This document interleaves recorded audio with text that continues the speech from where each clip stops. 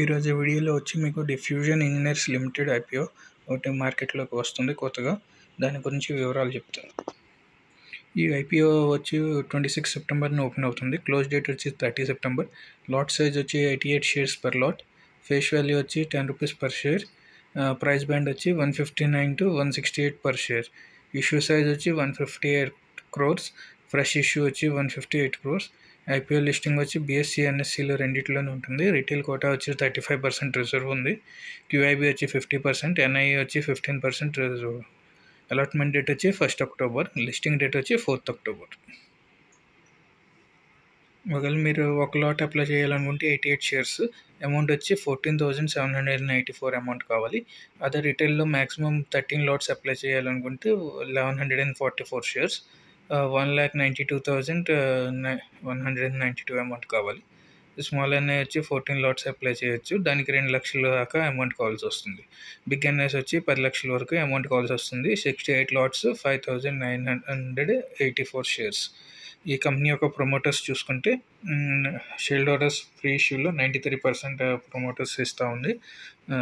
Leading managers వచ్చి యూనిస్టోన్ capital private limited.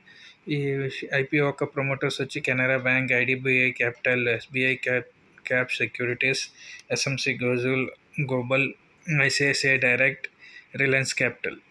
ఈ company యొక్క అసెట్స్ అవి మనం చూసుకుంటే 2022లో రెవెన్యూ వచ్చి 200 crores ఉంటే ఎక్స్పెన్స్ వచ్చి 187 crores ఉంది. ప్రాఫిట్ ఆఫ్టర్ ట్యాక్స్ వచ్చి 17 crores ఉంది.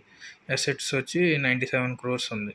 2022లో రెవెన్యూ చూసుకుంటే 258 crores రెవెన్యూ వస్తే మనకి ఎక్స్పెన్స్ వచ్చి 233, ప్రాఫిట్ ఆఫ్టర్ ట్యాక్స్ వచ్చి 22 crores ఉంది. అసెట్ వాల్యూ వచ్చి 133 crores ఉంది.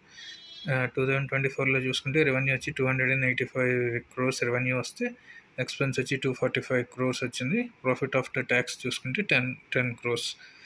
అసెట్ వాల్యూ వచ్చి 134 crores.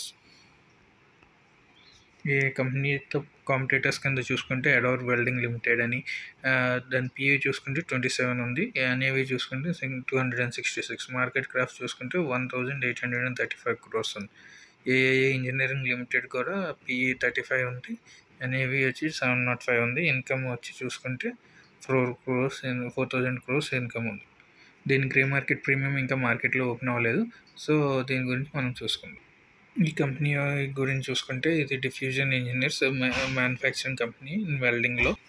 ఈ కంపెనీ యొక్క welding rods, welding plates, parts ఇవన్నీ హెవీ మిషనరీకి సప్లై చేస్తూ ఉంటాయి. రిపేర్ కూడా చేస్తుంది. అలాగే హెవీగా ఇంజనీరింగ్ డివిజన్లో సిగ్నిఫికెంట్ రోల్ ప్లే చేస్తుంది. Cement, steel, power, mining, engineering oils, gas, షుగర్లో కూడా ఇవి సప్లై చేస్తూ ఉంటుంది.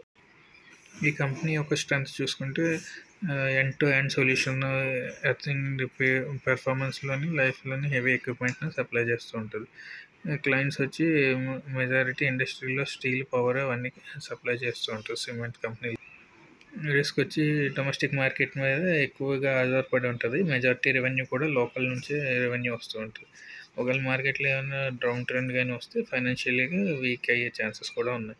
అలాగే ప్లాంట్స్ వచ్చి నాగ్పూర్, మహారాష్ట్రలో ఉన్నాయి కాబట్టి ఒకవేళ ఏమైనా డిజాస్టర్ మేనేజ్మెంట్ ప్రాబ్లమ్స్ ఏమైనా వచ్చినా, ఏదైనా స్ట్రైక్స్ ఏమైనా వచ్చినా ఈ కంపెనీకి ప్రొడక్షన్లో ఇంపాక్ట్ అయ్యే ఛాన్సెస్ ఉన్నాయి.